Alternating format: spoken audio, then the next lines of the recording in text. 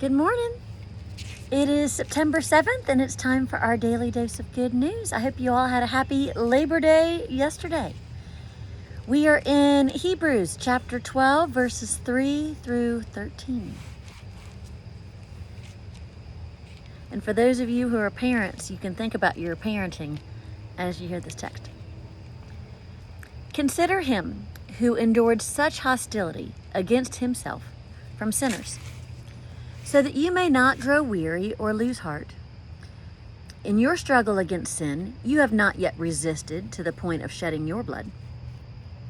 And you have forgotten the exhortation that addresses you as children. My child, do not regard lightly the discipline of the Lord, or lose heart when you are punished by him. For the Lord disciplines those whom he loves, and chastises every child whom he accepts.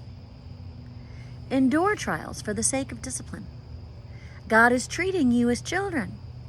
For what child is there whom a parent does not discipline? If you do not have that discipline in which all children share, then you are illegitimate and not his children. Moreover, we had human parents to discipline us, and we respected them. Should we not be even more willing to be subject to the Father of spirits and live? For they disciplined us for a short time, as seemed best to them, but he disciplines us for our good, in order that we may share his holiness. Now, discipline always seems painful rather than pleasant at the time, but later it yields the perfect fruit of righteousness to those who have been trained by it. Therefore, lift your drooping hands and strengthen your weak knees, and make straight paths for your feet, so that what is lame may not be put out of joint, but rather be healed. The word of the Lord. Thanks be to God. Here ends our reading for today. And I giggled when I saw this because this morning my kids are at my house and I was getting them off to school this morning. And my oldest is a senior. And sometimes he is more than just a little bit chill. That he can be so relaxed that he can struggle to be on time for school. So I went downstairs because I double check my kids in the morning to make sure they're awake and I've gotten up with their alarms. And he's still in bed and his room is a mess and he's supposed to have it clean before he leaves for school today because I've got some cleaning that is happening here later and his room needs to be ready for it. So I go upstairs after I prompt him to get up, and I am already listing out what he's going to get as discipline. I am thinking right away, okay, if he's late to school, he's grounded from his computer for 24 hours. He won't be on that tonight. And if his room is not clean, this shaggy lawn behind me has some dog poo in it, and he'll be picking that up so that I can mow it, and that's an unpleasant task.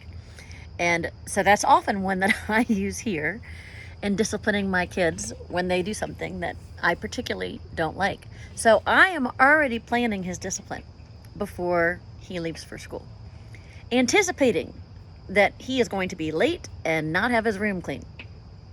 And surprisingly, he came upstairs, was ready to go to school on time, and his room was all handled. I was shocked. But what has happened is basically, I have disciplined him before for these behaviors. And now I am seeing the fruit of righteousness. I am seeing his behavior change into something that is so much healthier. That is him taking responsibility for his actions. That is him keeping his promises of what he has promised to do and is obligated to do. And for him to use wisdom and maturity and energy to make those things happen. So, similarly, in this text today, many of you as parents can relate to disciplining your child and hoping that their behavior changes into something that is more productive or less offensive. God is trying to change our behavior into that of holiness and healing. And I don't think we often think of it that way, that we can think God's being hard on us, or why is God doing this, or this seems unfair or too harsh for us. So I appreciated the beginning of this text says, in your battle against sin, you haven't shed your blood yet.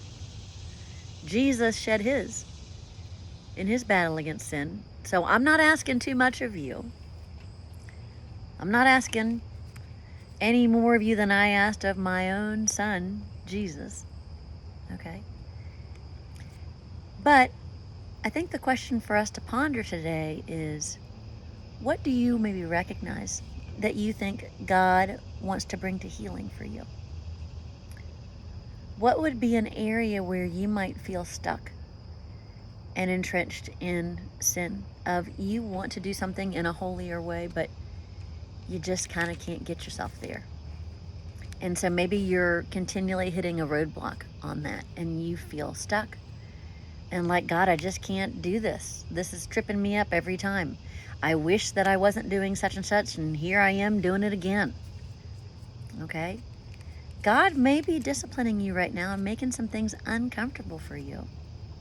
In your own heart, in your own relationships, in your own awareness of self, you may feel some discomfort of, I really don't like how this is going. So I think that's a great thing for us to look at today, is where are you experiencing some discomfort? Is that an area where our God, who loves you and who wants good for you, is trying to bring you into some healing and wants to work with you together on that? Not that God waves a magic wand and poof, your sinfulness disappears, but that God says to you, hey, I need something different than this behavior. This is sinful behavior.